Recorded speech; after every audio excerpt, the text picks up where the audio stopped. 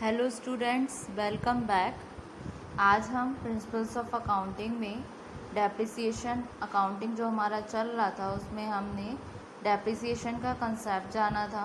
उसका हमने कॉजेज़ जाने थे, ऐसे कौन कौन से फैक्टर्स हैं जो अफेक्ट करते हैं डेप्रिसिएशन को, ठीक है, उसके बारे में जाना था। आज के वीडियो में हम क्या क्या डेप्रिसिएशन के ऑब्जेक्ट्स होते हैं, उसके नीड क्या होते हैं और इम्पॉर्टेंस क्या होते हैं प्रोवाइड करने के डेप्रिसिएशन, उसके बारे में जानेंगे। फिर इफ़ेक्ट जानेंगे जब नॉट प्रोवाइडिंग फॉर डेप्रिसिएशन, ठीक है। तो सबसे पहले हम जानते हैं one by one object, need and importance of providing depreciation. इसमें फर्स्ट पॉइंट आता है आपका जो चार्जिंग ऑफ डेप्रिसिएशन है फिक्स असेट का, वो नेसेसरी होता है क्योंकि इसके फॉलोइंग ऑब्जेक्टिव्स होते हैं, पर्पस होते हैं बिजनेस एंटरप्राइजेस के जो मे नीड टू अचीव होते हैं, जिसमें फर्स्ट आता है आपका to ascertain the net profit और लॉस प्रॉपरली, ठीक है। जो फिक्स असेट्स होता है वो लॉस करता है अपनी value due to wear and tear, यानी कि यूज़ होने से on account of its use.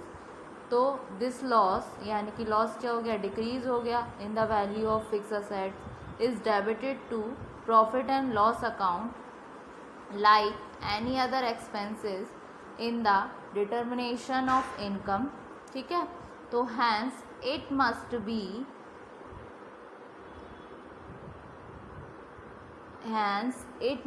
B and loss deducted from arriving at net profit according to the general accepted accounting principles जो हमने पढ़े थे, ठीक है।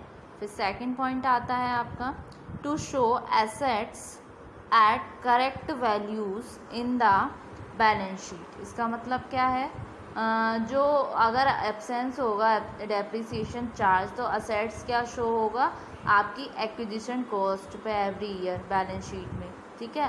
तो एज अ रिजल्ट जो बैलेंस शीट फेल हो जाएगी शो करने में ट्रू वैल्यू ऑफ एसेट्स, तो उस कंडीशन में क्या होगा, therefore depreciation must be accounted होना चाहिए for in order to present the assets at their proper value in balance sheet, ठीक है। फिर आती है आपकी रिलायबिलिटी ऑफ कॉस्ट रिकॉर्ड्स। इसमें क्या होगा, डेप्रिसिएशन एक इम्पॉर्टेंट कंपोनेंट है, ठीक है, कॉस्ट ऑफ प्रोडक्शन का, स्पेशली जब unit is not labour intensive, जब यूनिट लेबर इंटेंसिव नहीं हो। लेबर इंटेंसिव क्या होता है, जहाँ पर आपको लेबर ईजिली अवेलेबल होती है काफ़ी सारी मात्रा में, ठीक है।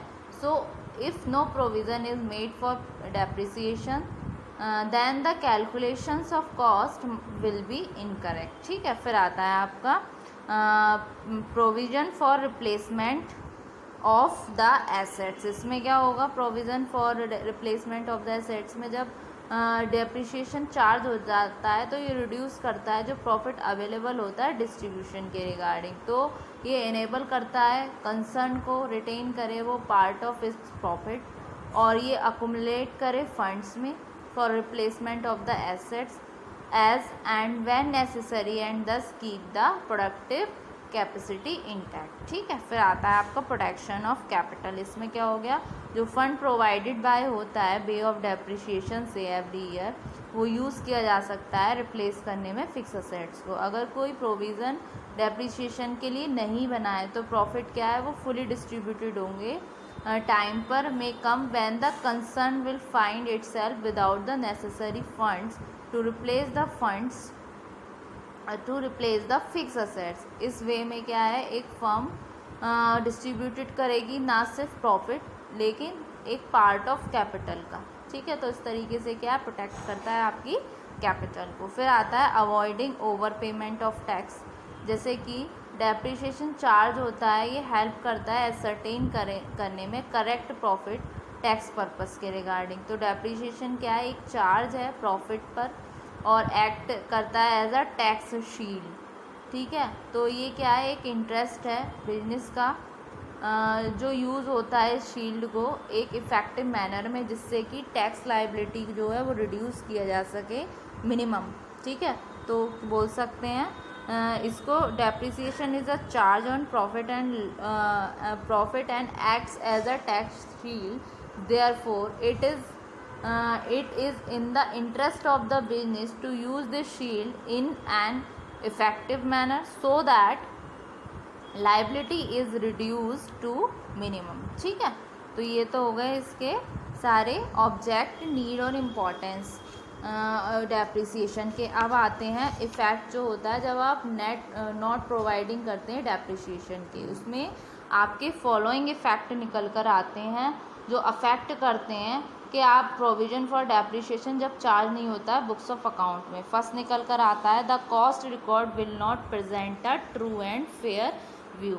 जो कॉस्ट रिकॉर्ड होता है वो एक प्रस्तुत नहीं करता एक true and fair view of the cost of production. क्योंकि जो आपने मशीनरी ख़रीदी है तो ऐसा थोड़ी ना है आज मार्केट में इतने की है तो इन फ्यूचर भी उसकी वैल्यू इतनी होगी, क्योंकि वो यूज़ भी हुई है तो उसकी वैल्यू तो गिरी हुई है ना, थोड़ा बहुत तो गिरी होगी यूज़ करने पे. तो उस कंडीशन में जो कॉस्ट रिकॉर्ड होता है वो हमेशा प्रेजेंट नहीं करता ट्रू और फेयर व्यू. ठीक है, फिर आता है आपका the true profit and loss of the business can not be ascertain. जो ट्रू आपका प्रॉफिट और लॉस है बिजनेस का वो एसर्टेन नहीं किया जा सकता. ठीक है, बिना इसके प्रोवाइड करे डेप्रिसिएशन को. फिर आता है the balance sheet will not present the true and fair view of the financial position. जो बैलेंस शीट होती है वो प्रेजेंट नहीं करेगी ट्रू और fair view financial position business की. ठीक है, फिर आता है आपका रिप्लेसमेंट ऑफ फिक्स असेट्स.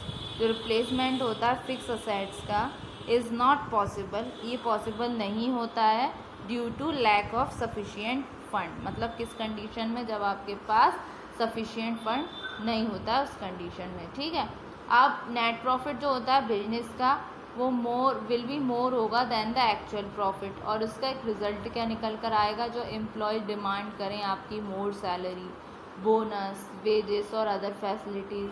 और ये लीड करता है इंक्रीज़ करने में एक्सेस कंपटीशन को, और ये ऑल्सो रिजल्ट होता है आपकी एक्स्ट्रा वैगन्स में. ठीक है, तो जो पार्ट ऑफ कैपिटल होता है अगर ये नहीं होगा तो वो डिस्ट्रीब्यूटेड कैसे हो जाएगा, एज अ डिविडेंड करके. ठीक है, और ट्रेडिंग कॉस्ट भी अंडरस्टैंड की जा सकती है. कॉस्ट ऑफ प्रोडक्शन जो है वो आपकी कैलकुलेटेड करेक्ट नहीं हो पाएगी अगर आप डेप्रिसिएशन चार्ज नहीं करोगे तो. ठीक है, और रिप्लेसमेंट जो होता है फिक्स असेट्स का वो पॉसिबल नहीं होता है due to lack of sufficient fund.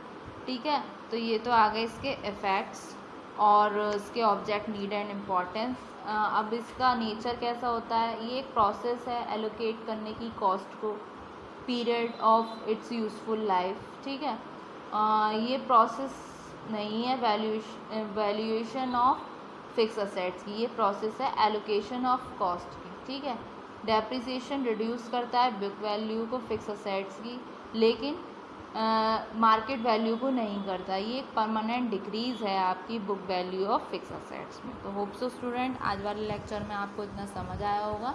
कल के वीडियो लेक्चर में हम इसके बेसिक फैक्टर्स देखेंगे और अकाउंटिंग ट्रीटमेंट देखेंगे डेप्रिसिएशन के. तो थैंक यू वेरी मच.